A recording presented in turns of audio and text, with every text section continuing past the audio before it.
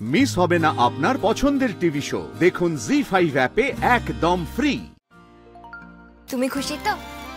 রোহিত জিতলে যতটা খুশি হতাম তার থেকে বেশি তো কম না।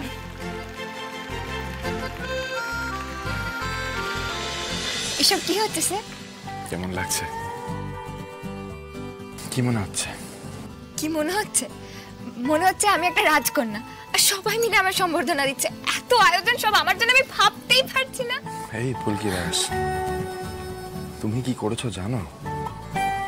দেশের জন্য পদক জিতেছো তুমি। আজকে পুরো ওয়ার্ল্ড নবাবগঞ্জের নাম জানে শুধুমাত্র ফুলকি দাসের জন্য। এটা কি কম কথা নাকি? হ্যাঁ, you deserve way more than this. এইটুকু সম্বর্ধনা তোমার জন্য কিচ্ছু না। জি জি স্যার, এসব কি বলছেন বলুন তো আপনি? আমি আর কি সম্বর্ধনা পাওয়ার? আসল কথা হলো সম্বর্ধনাটা আপনার পাওয়া উচিত। আর যা আমি যতটুকুনি সবটা আপনার জন্য। নাহলে এই সিলিন্ডার তোলা ফুলকি দাস কখনো ভাবতে পেরেছিল সে এত বড় আন্তর্জাতিক ম্যাচ খেলবে? এটা সম্ভব হয়েছে শুধুমাত্র আপনার জন্য স্যার, শুধুমাত্র আপনার জন্য। পরিশ্রমটা তো তোমাকেই করতে হয়েছে Phulki. You have earned this. But তোমার এই যে সারল্য, তোমার এই সিম্পলিসিটি, এটা প্লিজ ধরে দেখো। সারা জীবন এরকম মিষ্টিটাই দেখো, দেখবে শিখরে উঠবে। এরকম আরো হাজারটা চ্যাম্পিয়নশিপ জিতবে ফুলকি দাস আপনার হাত ধরে। ওকে, কিন্তু জিতবে আমার ফুলকি 1000 টাইমস। আজ মাস্টারমশাই এখানে আসতে পারেননি ঠিকই, কিন্তু উনার প্রতিনিধি হিসাবে এখানে উপস্থিত রয়েছেন বৌদি। এবার উনি সংবর্ধনা দেবেন বিশ্বজয়ী বক্সার ফুলকি দাসকে। আমি কেন? বেশ বুদ্ধি, ইঞ্চ ভালো যার, সব ভালো তার। গো গো গো গো।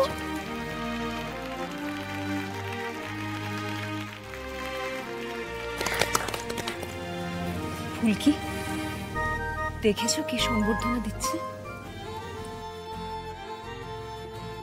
আমাদের জেঠিমণি ফুলকি। আমরা কোনোদিনও ভেবেছিলাম ফুলকি এমন একটা দিন আসবে জেঠিমণি তোমাকে সম্বর্ধনা দেবে? আমি ভেবেছিলাম ধানু দিদি। চলে এসো ফুলকি।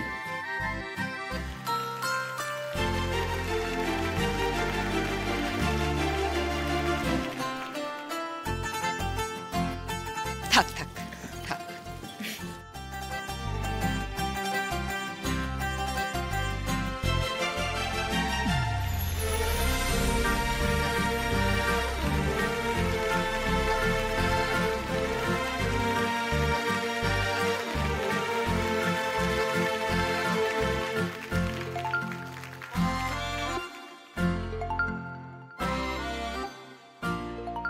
তুমি খুশি তো? রোহিত জিতলে যতটা খুশি হতাম তার থেকে বেশি তো কম না।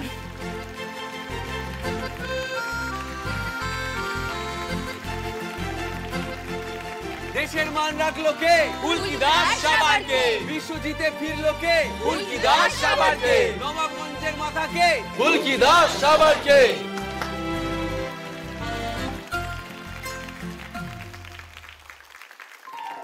কংগ্রাচুলেশনস। আমরা সকলে সত্যিই খুব প্রাউড তোমার এই অ্যাচিভমেন্টের জন্য। আমরা প্রত্যেকেই খবর পেয়েছি তোমার নাকি ফাইনাল ম্যাচের আগের দিনকে ওজন খুব বেশি বেড়ে গিয়েছিল এবং সেটা নাকি একটা কনস্পিরেসির ফলে। আর তারপর নাকি তুমি সারা রাত্রির পরিশ্রম করে ওজন কম করেছো।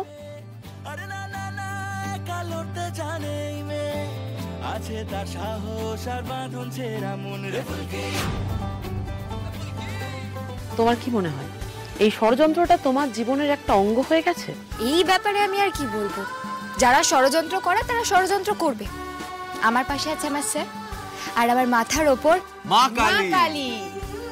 একদমই তাই, মা কালী আমি সবসময় বাঁচিয়ে নেয়, এইবারও বাঁচিয়েছে। তাই জন্যে আমি ভারতের হয়ে খেলতে পেরেছি, আর আমার প্রতিপক্ষকে 4টে ঘুষি আরো বেশি মারতে পেরেছি, কারণ সে ভারতের বিরুদ্ধে কথা বলেছিল। বিশ্বাস করো, আমি কখনো ভাবতে পারিনি যে আমি এত বড় আন্তর্জাতিক ম্যাচ খেলতে পারবো। আর তার থেকে বড় কথা হচ্ছে আমি যে জিতে ফিরতে পেরেছি, আমার দেশের মান রাখতে পেরেছি, এটা আমার কাছে অনেক অনেক বড় ব্যাপার। আর এই জয় শুধু আমার নয়, এই জয়ের পেছনে সব থেকে বড় অবদান হচ্ছে আমার স্যারের। আমার স্যার যদি না থাকতো আমার পাশে, তাহলে আমি এগুলো কিচ্ছু করতে পারতাম না, কিচ্ছু না। একটু খেলার বাইরে আসি। বক্সিং করে যেরকম তুমি প্রতিপক্ষকে হারিয়ে দিয়েছো, আমরা দেখলাম রাজনীতির ময়দানেও এক মুখোশধারীর মুখোশ খুলে দেওয়ার নেপথ্যে তুমি। তিনি রুদ্ররূপ সান্যাল। এই ব্যাপারে তোমার কি অভিমত? দেখো, আমার মনে হয় না এই ব্যাপারে কিছু বলার আমি যোগ্য। এই ব্যাপারে আমি ডেকে নেব ধানু দিদিকে, ধানসিঁড়ি রায়চৌধুরী, যে কিনা কোর্টে লড়াই করে একটা ফয়সলা করাতে পেরেছিল আর জামাই বাবুকে ধরিয়ে দিয়েছিল। অন্যায়কে চিহ্নিত করা এক জিনিস, আর দোষীকে শাস্তি অবধি পৌঁছে দেওয়া আর একটা জিনিস। সেটা আমার ধানু দিদি করেছে। ধানু দিদি, প্লিজ এসো, এই উত্তরটা তোমার দেওয়া উচিত।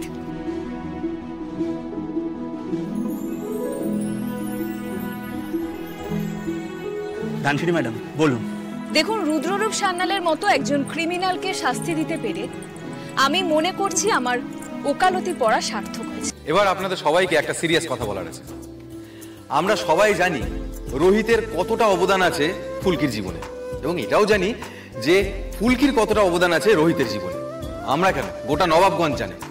আর আরেকটা জিনিস আমি লক্ষ্য করেছি যে যখনই ফুলকি দাসের ইন্টারভিউ নেওয়া হয়েছে, ফুলকি দাস বারংবার একটা মানুষেরই নাম নেয়, রোহিত রয়েছে। কিন্তু রোহিত ফুলকি দাসকে পাবলিকলি একবারের জন্য অ্যাপ্রিসিয়েট করে।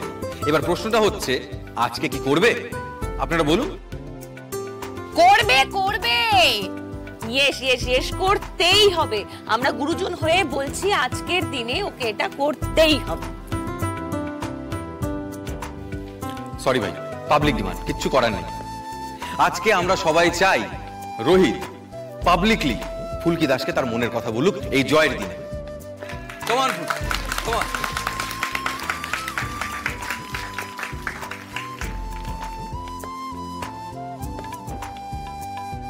বল।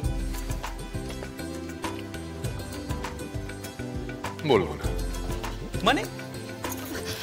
আরে বাবারে স্যার, আমার মান সম্মানের কথাটা তো একটু ভাবুন। থামো তো, বসো চুপ করে, বসো।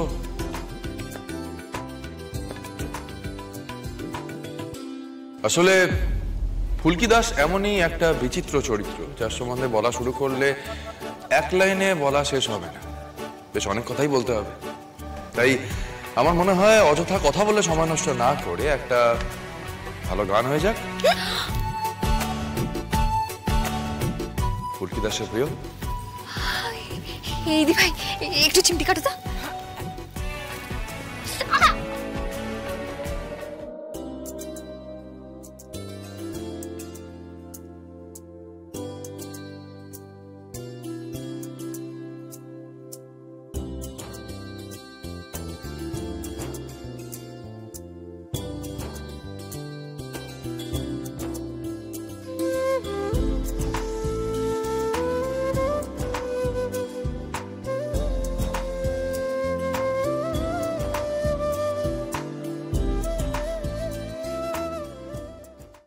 জি5 ডাউনলোড করুন আর সব এপিসোড দেখুন একদম ফ্রি।